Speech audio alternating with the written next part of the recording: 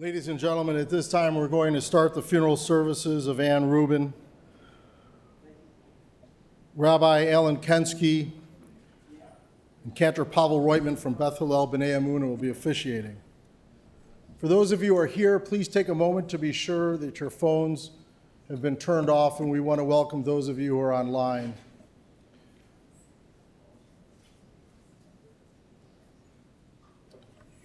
And at this time, we're going to start.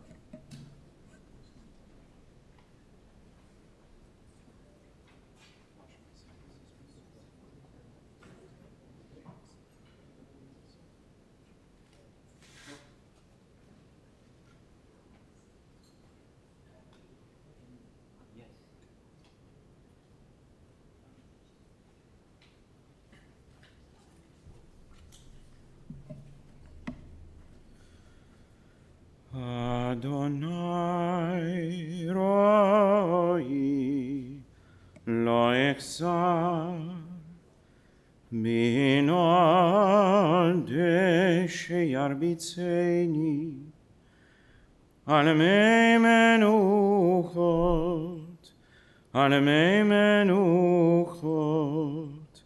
inahaleni. Nafshi shover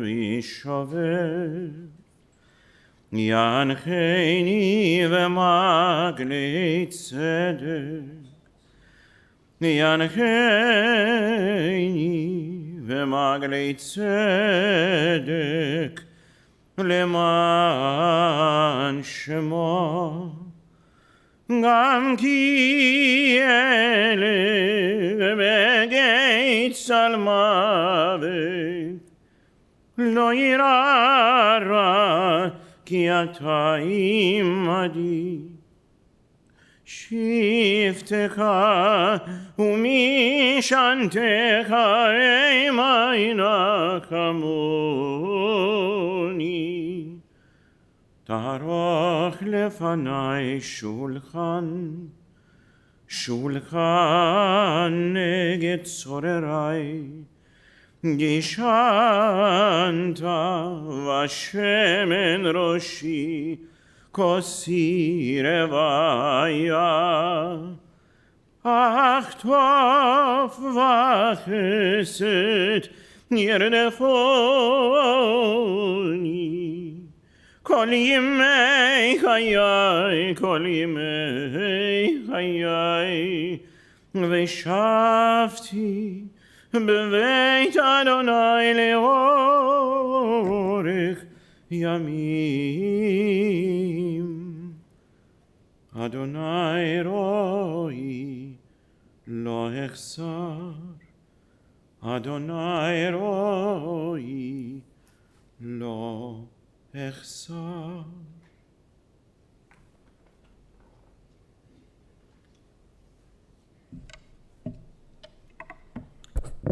Begin with the 23rd Psalm. The Lord is my shepherd, I shall not want. God has me lie down in green pastures. God leads me beside the still waters. God guides me on paths of righteousness. God revives my soul for the sake of God's glory. Though I walk in the valley of the shadow of death, I fear no harm, for you are with me. Your staff and your rod do comfort me. You set a table in sight of my enemies. You anoint my head with oil. My cup overflows.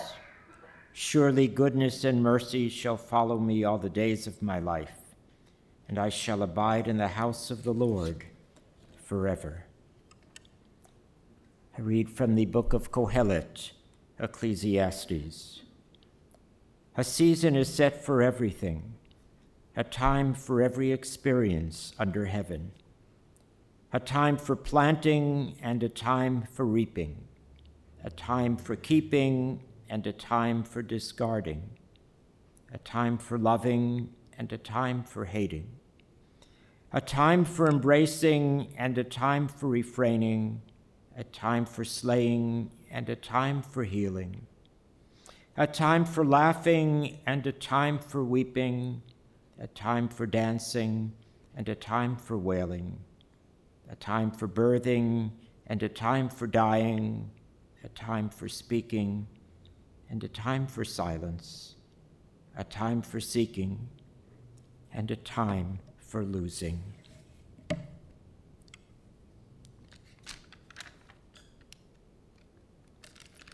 I read the portion, A Woman of Valor, from the book of Proverbs, because Anne Rubin was absolutely a woman of valor. Eshet chayil mi yimsa, v'rachok mit pninim michra. A woman of valor who can find, her worth is far above rubies. The heart of her husband trusts in her, and nothing shall he lack. She renders him good and not evil all the days of her life.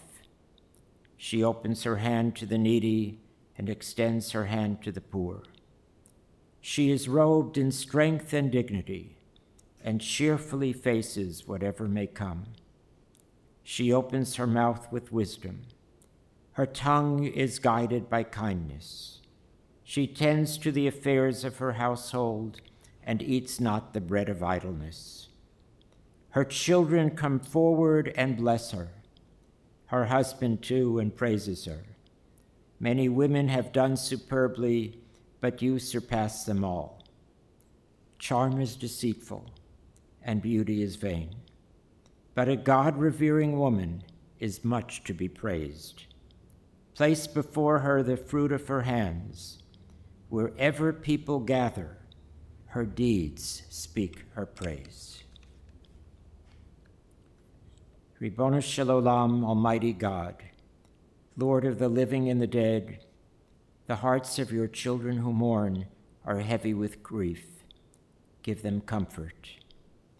Help them to remember the triumphs and the joys in the life of Anne Rubin. Help them to treasure what is theirs because Anne lived. Help them to meet grief with courage, to confront the angel of death with life. When despair threatens, when faith falters, sustain us all, O Lord, our refuge and our strength, our ever-present help, and let us say, Amen.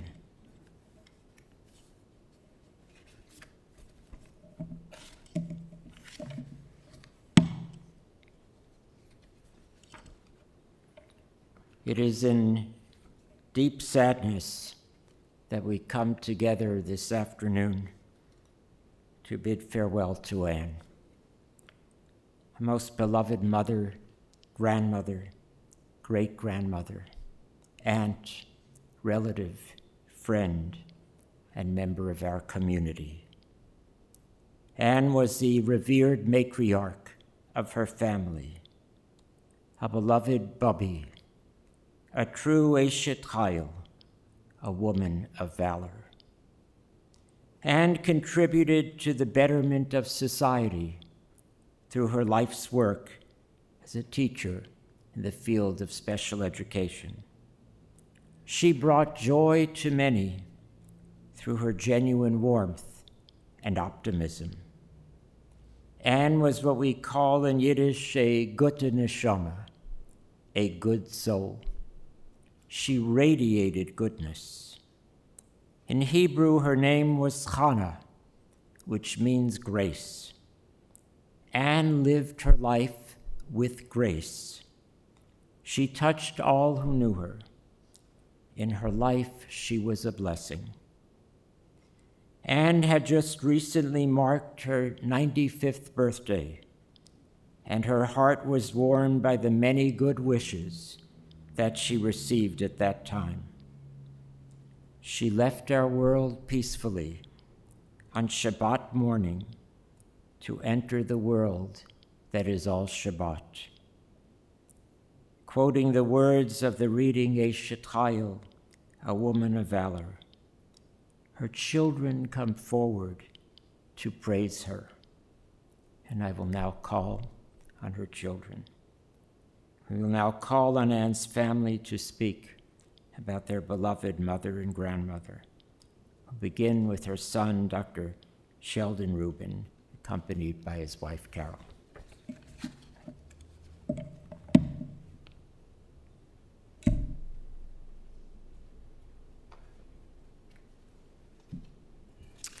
Mom would be very happy and proud to see all the faces here today.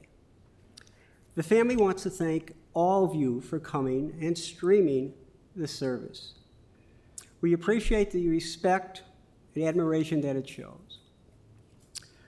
Our mother was known by many names: Mom, Hannah, Ann, Annie, Bubby Ann, Auntie Ann, Mrs. Rubin, and Hannah Gibbons. She was born Hannah Gibbons in Detroit, Michigan, 1926. Her parents settled there after coming from Belarus, Russia. Her father's surname was Gubenko, a Belarus name. When he went to Ellis Island, they asked him, "What kind of trade, what kind of profession do you do?" And he said he was an electrician. So they told him, "In America, we've got to give you a good electrician's name." So he named him Gibbons. And that followed Mom for a long, long time. When she sang in church with her brother Sidney, she had sort of blonde hair and blue eyes, and they thought she was like Irish, like an A.B. Irish Rose. And she always liked being the Gibbons, 2 B's, not 1 B. Mom lived on the west side of Chicago on Home and Christiana. She lived in a walk-up with her parents, and they subletted some of the rooms and used as a nursing home.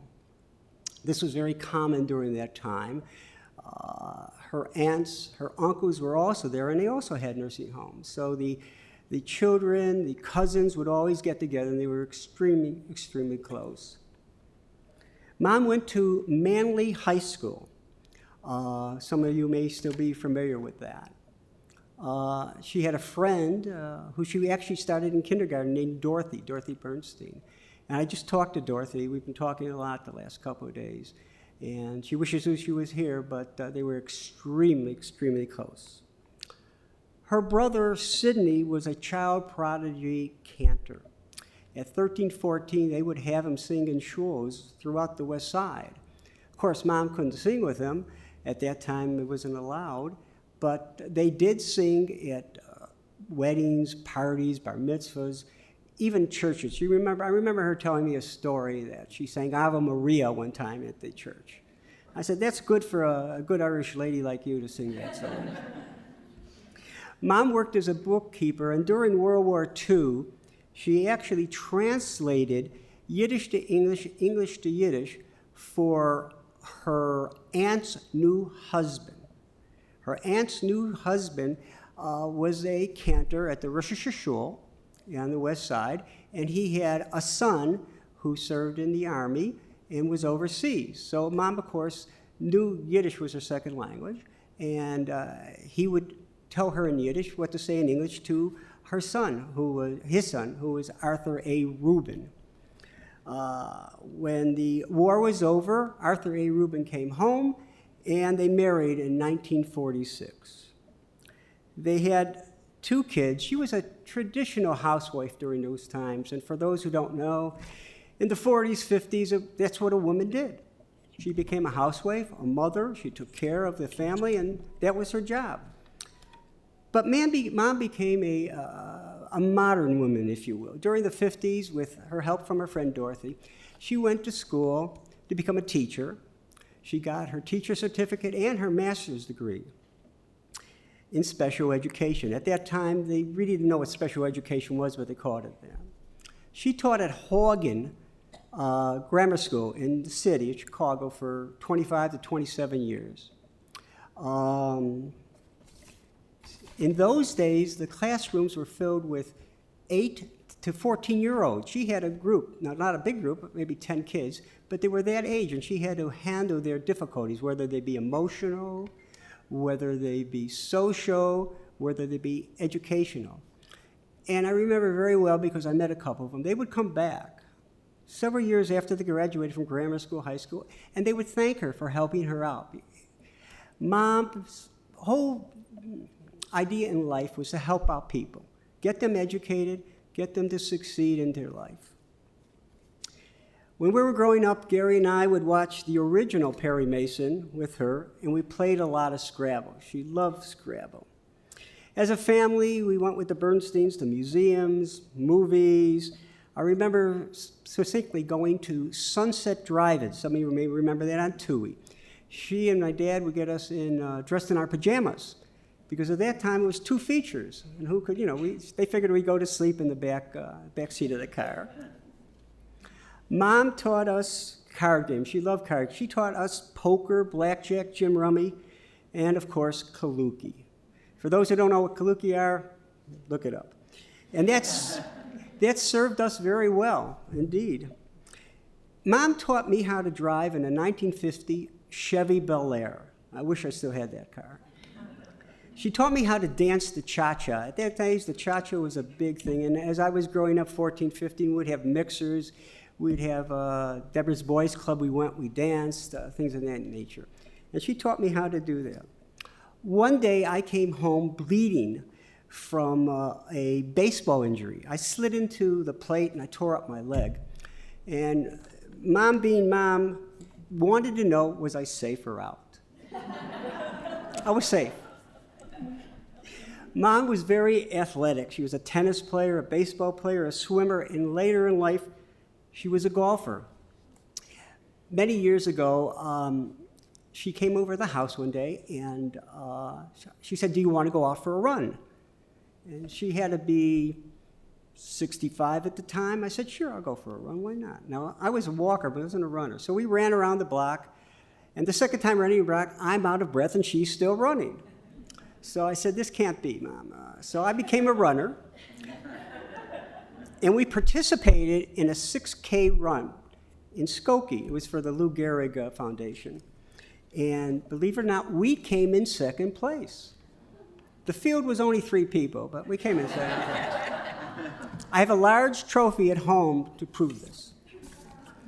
Mom was going to the gym well into her 80s, and she had many, many friends at the Meyer Kapler Center and the Weber Park. She would know these people, and these are people of all ages. She made friends with everybody. To know her is to love her, the old saying. They really, really did. I had people who would come up to me where I live out in the Buffalo Grove area, and they say, I worked out with your mother today. Why didn't you? Mom loved music, especially opera. She loved Beverly Sills, Maria Callas, things of that nature. She, at home, in what she would call her Altian Yor, she would use the computer for her email, books, reading, and listening. And as an aside, at her last 24 hours, my niece, Adina, said, "What kind of music does she like?" And I said, "Of course, opera." So we hooked up her cell phone to Spotify, and she had opera for 24/7 in the last couple of days. Mom loved her relationship at Emma's, with her chavara sitting, schmoozing, and telling dirty jokes, especially dirty jokes. She always had good humor, was never negative, and would tell you things would work out, they'd be okay. I remember her telling me when I was a kid, in 90 days, things will work themselves out. They're either going to be better or good, but you'll be over with and you'll go on. And that was a good PMA, a good positive mental attitude to carry. And it has carried me throughout life. Mom worked at Dumore Day Camp with Dorothy and Maury. She was a counselor. She drove a van. She was a water safety instructor. Many of you have seen her, and you would see she was very, very fair-skinned. She had the Irish skin, if you will. And everybody would ask, "What's that little sore there, little sore there?" And she would say, "Why did I get that?" I said, "Mom, you were out in the sun 8 hours a day for 15 years during the summer. That's what happens." So she would wear a hat and sunscreen, but as I said, she was very, very fair-skinned. She treasured her moments at working with kids. After the camp was defunct, it also became a camp for special eds kids. They would come there, and she and Dorothy would work with them in the summer, too. Mom always stressed education. Get as much education as you can, better yourself, and helping others to achieve their goals. That was her lifelong dream to have, and she fulfilled that. Mom was an inspiration to all who met her and inspired people to be positive, do good, and always look forward to better oneself and succeed whatever you were doing. We, of course, will all miss her, but treasure the many, many years we had with her in our lives. Thank you.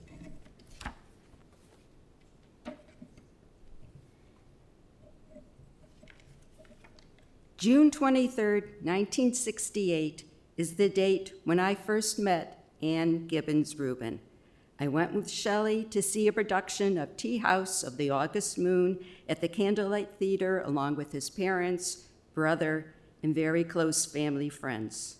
Of course, at that time, I had no clue what an immensely important role that this charming blonde lady would play in my life.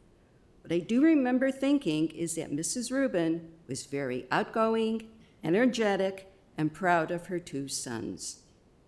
After I became a Mrs. Rubin in my own right, I was able to add other choice adjectives regarding my mother-in-law. Candid, resilient, opera lover, independent, inspirational, force of nature, pragmatic, wickedly funny, musical, athletic, fierce champion for the underdog, and completely devoted to her family, friends, and Jewish community. For nearly a half century, this remarkable woman's life and mine have been intertwined. We shared many a laugh together, and with great joy, we celebrated births, birthdays, bat mitzvahs, graduations, weddings, anniversaries, while also savoring the small, quiet moments of our lives. We mourned and consoled each other as we lost so many that we loved throughout the passing years. It was truly incredible the way Anne faced life's challenges, always unflinchingly, undaunted, undefeated. Being the consummate teacher that she was, she taught by example, that possessing inner strength of character and a desire to be a productive member of society are the elementary building blocks for living a full, beloved, and very well-lived life. So thank you, Mom, for being you.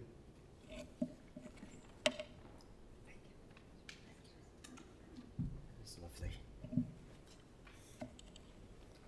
Now call on Anne's son, Dr. Gary Rubin and Marilyn Rubin.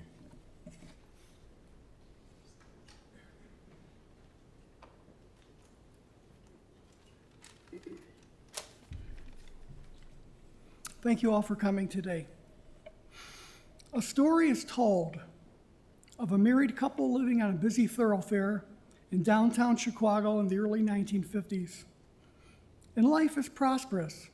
The only problem they have is that whenever a heavy vehicle passes by on the street below, the closet door in their bedroom unlatches and swings open. They call the apartment supervisor, who dispatches a handyman.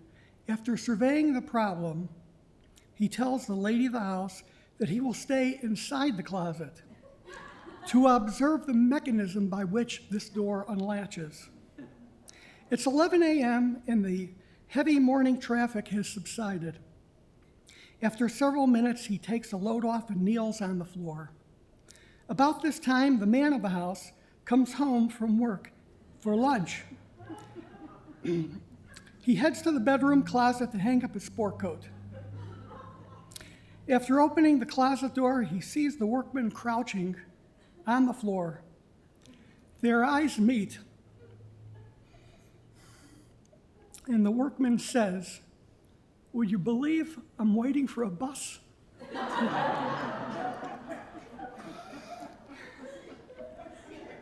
I first heard this joke from my mother.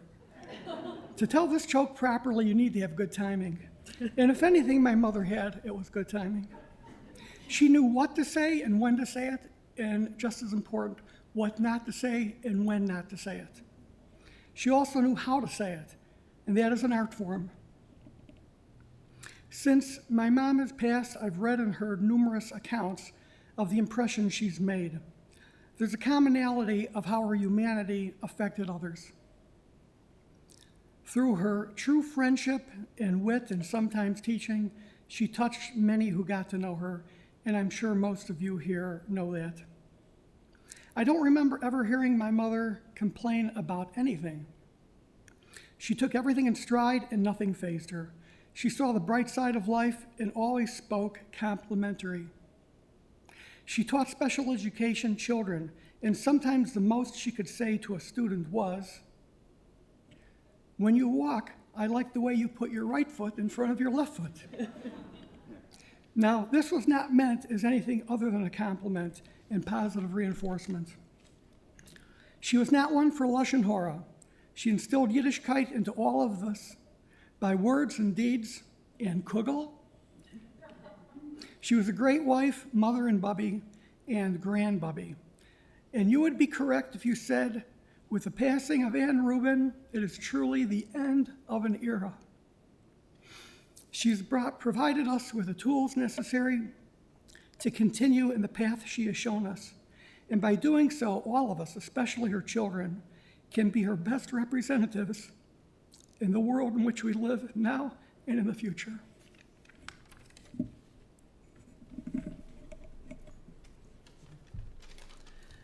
My name is Marilyn Rubin, and I'm not Ann's daughter-in-law. I'm, as she always called me, her daughter-in-love. She called Carol her daughter-in-love, too.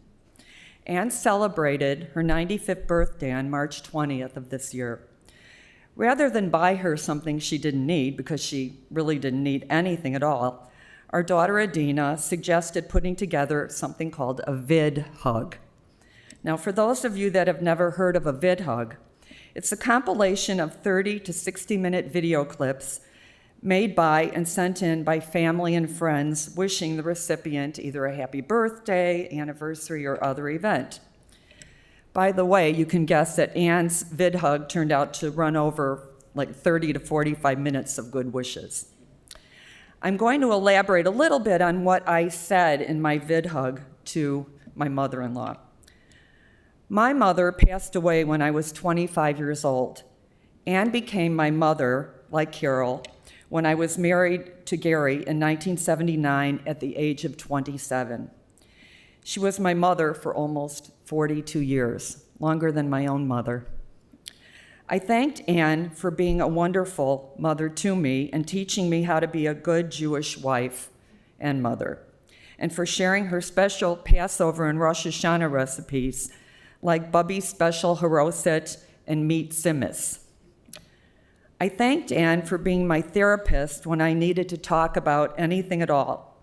She always listened without judgment and only offered her advice on the matter if asked. I thanked Ann for being my role model with her ever-optimistic outlook on life. The glass wasn't only half full, it was completely full. And everything and everyone was, as she said, the best. I thanked Ann for being my friend. We would do lunch together, go shopping, and run errands together anytime she was ready to go. I needed someone to come with me. She made herself available. Not long after Gary and I married, Ann and I even went on a vacation together on our own, like we called it our honeymoon, to Jamaica. Like, who does that? She was one of the best traveling companions I've ever had. Sorry, Gary, about that. Finally, I thanked Ann for being my cheerleader. Actually, she was everyone's cheerleader. She came to spring softball games when it was still freezing outside, ice skating shows at the stadium, an untold number of dance recitals, triathlons, and more. She was always, always there for us. I will miss my mother-in-law, or should I say, my mother-in-love, more than words could ever express. Thank you, Mom, for shaping me into the woman I am today. We all love you.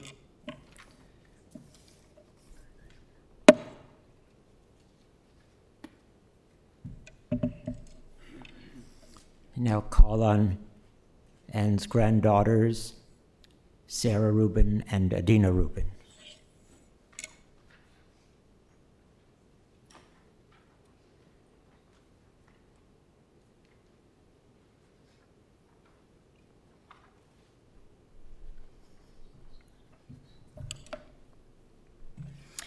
Hi, we're Sarah and Adina, Gary and Marilyn Rubin's daughters, and Bubby's granddaughters. We're also speaking on behalf of Rachel and Lisa, Bubby's other pair of granddaughters from her son Sheldon and daughter-in-law Carol. We're also speaking on behalf of her 4 great-grandchildren, Ava, Reese, Eleanor, and baby Noah, who can't talk yet at all. So, speaking on her behalf. So many of you in this room affectionately knew our Bubby as Annie, or called her Bubby Ann, even though you weren't her biological grandchildren. Looking out at all of you here today is clear that she was a very special person to her family, friends, neighbors, and anyone else who just wanted an amazing Bubby figure in their life. Bubby Ann had enough kindness, wit, and optimism to go around, and we were happy to share her with all of you. It is impossible to honor her legacy through these words, but we will do our best. And in true Bubby fashion, quite literally anything we could say up here would bring her great nachas. Some grandchildren struggle to recall stories or memories about their grandparents. We are lucky. There are very few memories we have that don't include Bubby. That said, we could be here all day telling Bubby Ann stories, so we picked a few anecdotes and sentiments to share. We have very fond memories of spending time with our Bubby and Zadie at their house on Bernard Street on Shabbat and the Jewish holidays. We always had a great time telling stories and jokes while struggling to crack open Brazil nuts and eating yummy tzimmis, kishki, and matzo ball soup that created the distinct aroma of Bubby and Zadie's house. The Rubin family choir performed at our get-togethers thanks to Bubby's perfectly pitched operatic voice. We can't say the same about the rest of the family, though. Again, sorry, Dad. Another dig at you. Just kidding. It was always a special treat to have sleepovers at Bubby and Zadie's house, where the nighttime entertainment included playing Go Fish, Old Maid, and I'm Thinking of an Animal, while dressed in her fancy neon-colored silk nightgowns and unique brooches. Years later, as an adult, she was my roommate on various vacations and destinations like San Diego, Sanibel, or Boston. These sleepovers always required that I pack 2 pair of headphones, 1 pair as backup, and had a fully charged phone before bedtime to ensure a constant flow of white noise on my sound machine app. I'm a light sleeper, and Bubby was definitely a mouth breather. Over the years, Bubby was always there to babysit, take care of us when we were sick or injured, pick us up for Solomon Schechter, or serve as surrogate mom and dad when ours couldn't be around. I have very vivid memories from when she babysat me as a young child when we lived in our first house on Fargo Avenue in Rogers Park. At bedtime, I always requested that she stay in the kitchen so I could see her from my bedroom as I fell asleep. Over 30 years later, I can visualize her silhouette sitting and reading at the kitchen table until I nodded off to sleep. I also remember her babysitting me the day I fell off my bike when I was 10 years old and broke my collarbone, and driving me to the airport to see me off to Las Vegas when I moved there after graduating from Northwestern. In each of these memories, she comforted, soothed, and cared for me. More recently, during my final year of grad school, I came down with the flu-like bug, and all I wanted was to be cared for like a kid again. My parents were out of town, so I drove to Bubby's condo and spent the entire day sleeping in her bed while she read, did crossword puzzles, and watched TV in her lounge chair by my side. How many grown adults are lucky enough to say that their Bubby was there to care for and comfort them, just like in elementary school? Bubby was there to watch some of our greatest accomplishments and milestones, and was even personally responsible for some of the earliest ones. She taught my sister and I how to read using short, handcrafted storybooks she created, how to play Casino War, and helped teach us how to swim in the Sanibel Moorings pool. As we grew up, she was our biggest cheerleader at countless ice skating and dance shows, school musicals, softball games, triathlons, CrossFit competitions, and weightlifting meets. She and Zadie wouldn't miss my sister's annual visitor's day at Camp Vermont, Wisconsin. Bubby even attended her great-granddaughter Reese and Eleanor's live-stream Zoom dance and musical theater performances. I lost my place. In recent years, when it became too difficult for her to attend these events in person, we brought her enthusiasm and support with us, represented in a life-size cardboard cutout of her that many of you have seen shared in pictures on social media. We are incredibly blessed that she was there for many of our most significant life events, including bat mitzvot, graduations, weddings, and the birth of her four great-granddaughters. Bubby Ann had a vibrant and extroverted personality, traits which she undeniably passed down to the Rubin offspring and undoubtedly to our dad. She was a social butterfly who seemed to know everyone, and if she didn't, she created new friendships wherever she went. She had her own posse of show members at Beth Hillel B'nai Emunah congregation, a crew of snowbirds in San Diego, an entourage at the Meyer Kaplan JCC and Skokie Weber Center, her own breakfast club at Emma's Bagel Cafe, and a whopping 154 friends on Facebook.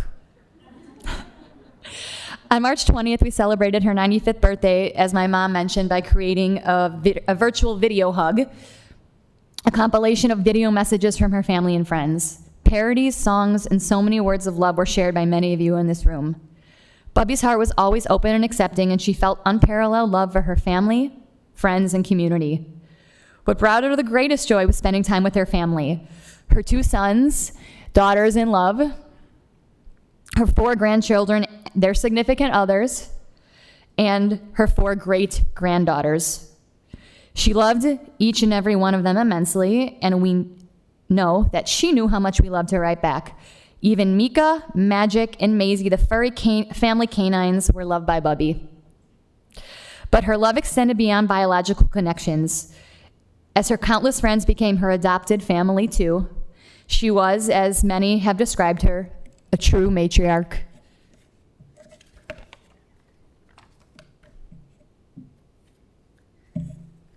Bubby taught us many lessons: to be grateful, to be confident but also humble, to care but not take things too seriously, to work hard and be a contributing member of society, to treat others with respect, and to be kind to everyone around you. She also gave excellent advice, like not doing cartwheels and handstands immediately after eating dinner, unless you wanted to see your meal again. Bubby was very complimentary and knew exactly how to boost your self-confidence. "You're the best" was one of her most frequently used phrases. You could be wearing your oldest, sweatiest gym outfit, and she would still comment on how nice you look or how trim you'd become. In her words, looking sharp. Bubby herself was sharp, quick-witted, and extremely perceptive until her final days. Whether she was sharing a clever remark or a dirty joke, or asking about the small details of your life that might not seem significant to others, but she knew were important to you. She meticulously kept track of dates, always remembering to wish you a happy anniversary for something you didn't even know you had an anniversary for. Like the 2- and 5-year anniversaries of your right shoulder surgeries, or the 13-year anniversary of passing your nursing board exam. She never forgot a face or a name and made you feel special and unique in a way that no one else could replicate. While she had her fair share of setbacks and health ailments, we never, ever heard her complain. In fact, she often related to us how fortunate she felt to be alive when many of her friends had passed away. Especially in the midst of a pandemic, she was the epitome of optimism. We will miss the small things the most: her contagious laugh and bright smile, how she always ordered hot water with lemon and scooped out every last ice cube from her water when we ate out, our favorite being Seven Brothers, IHOP, or Whistler's.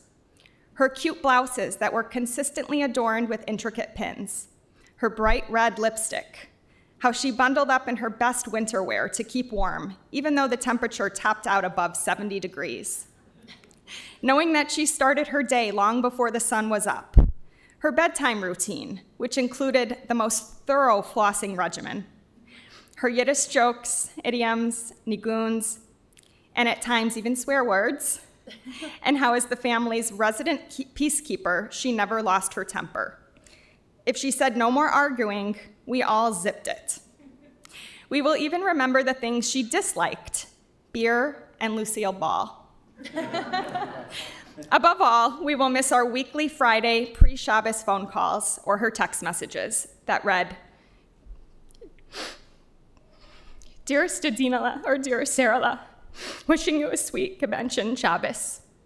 She ended every one of her text messages with the word love, followed by the double heart emoji, and once in a while would surprise us with the most random string of emojis. She even had her own personalized Bitmoji, which you were really lucky to receive.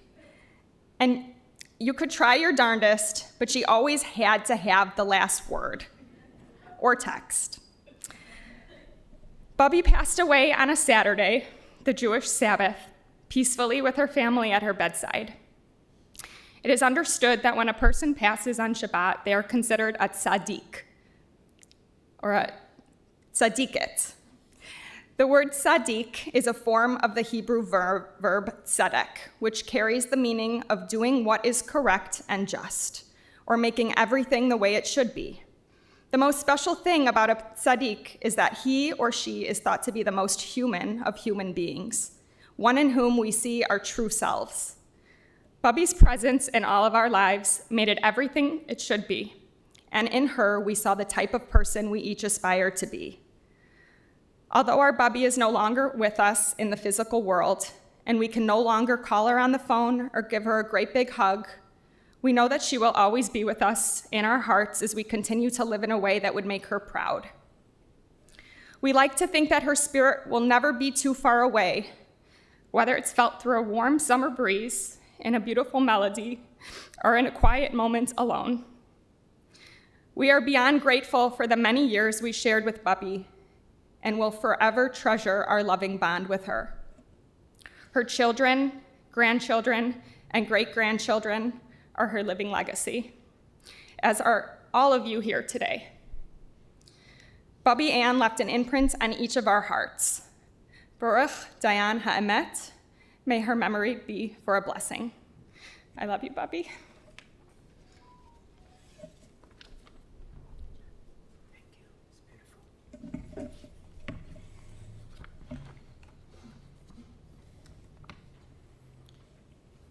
We have just heard loving words of tribute from Ann's family.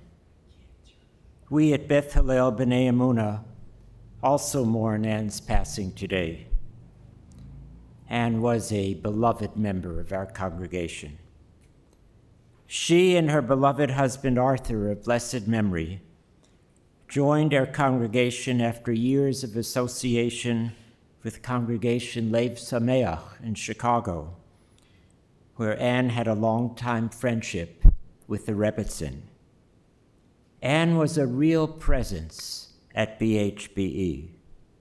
She was a regular at Shabbat services, and she would greet me warmly each week as I marched with the Torah around the sanctuary. Anne loved to sing. She loved opera, as you have heard, and she was a long-time member of our synagogue choir. It was a joy seeing her in the front rows of the sanctuary at our high holiday services. Anne enjoyed the men's club breakfasts and was a frequent sponsor.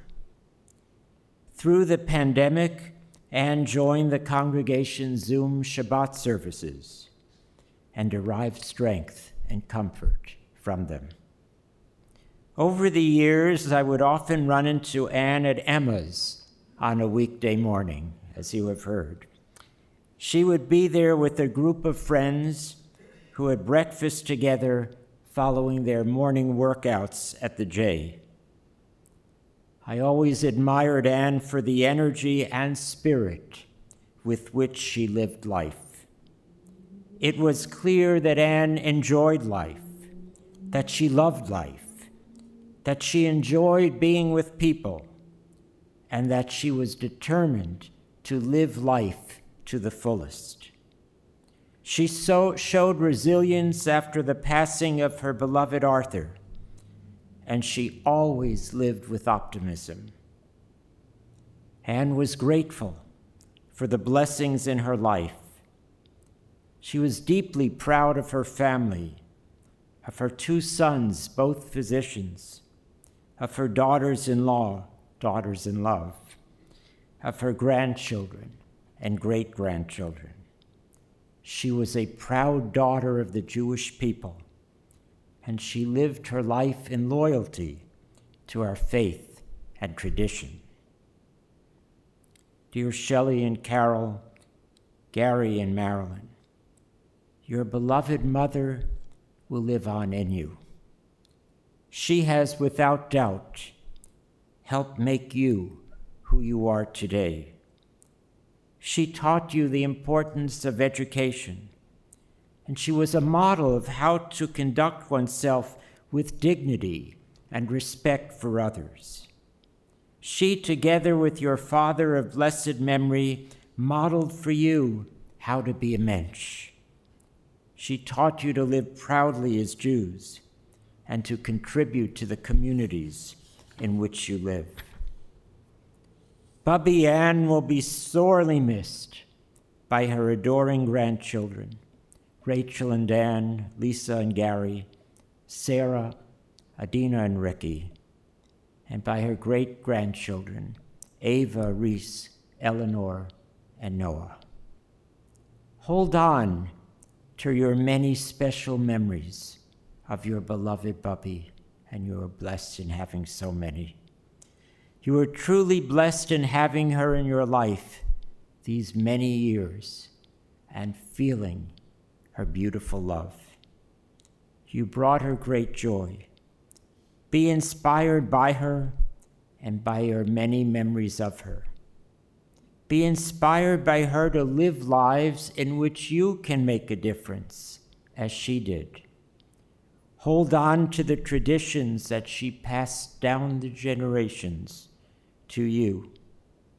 Live your lives with spirit and with joy, as your Bubby Ann surely did. I close with a poem written by Ann's husband, Arthur Rubin, written in memory of his mother, which I read now in memory of Ann. It is entitled, My Mother. I feel a pain around my heart. My eyes swell up. I am in fear, for God has taken her away to rest her soul. And I must pray. I feel that I am left alone. Her friendly hand can wave no more. Yet I have her courageous spirit to guide me on. O Mother, you can rest in peace, for I am thy son, for we are her children. May the soul of Ann Rubin, Chana bat David Ufega, be bound in the bond of everlasting life. Tehei nishmata tzrura b'tzror hachayim. Let us say, Amen. Please rise for the memorial prayer.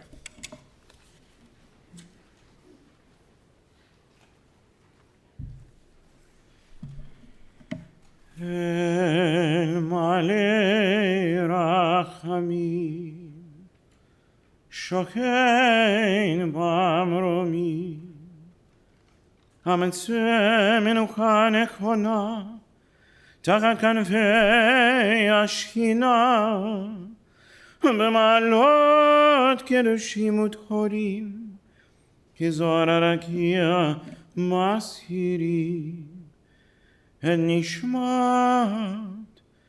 חנה בת דוד ופגה, שחלקה לעולמה, בגן עדן מנוחתה, אנא בעל הרחמים, הסתירך בסדר כנפיך לעולמים. וצרור בצרור חיים את נשמתה. אדוני הוא נחלתה, ותנוח בשלום על משכבה, ונאמר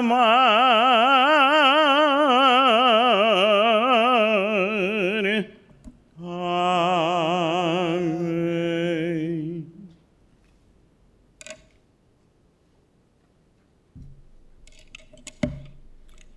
O God, exalted and full of compassion, grant perfect peace in your sheltering presence among the holy and pure, to the soul of Anne Rubin, Chana bat David Ufega, who is gone to her eternal home.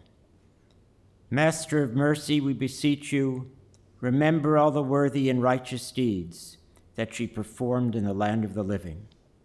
May her soul be bound up in the bond of life. The Lord is her portion. May she rest in peace. And let us say, Amen.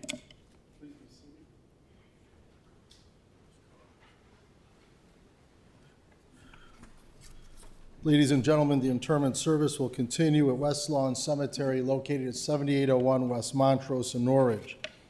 The family will be returning to the Rubin residence at 9403 Nina Avenue in Morton Grove. Please see the service folder for the Shiva Times, the Shiva Minyan, and also it's important to note dietary laws are observed at the family's residence.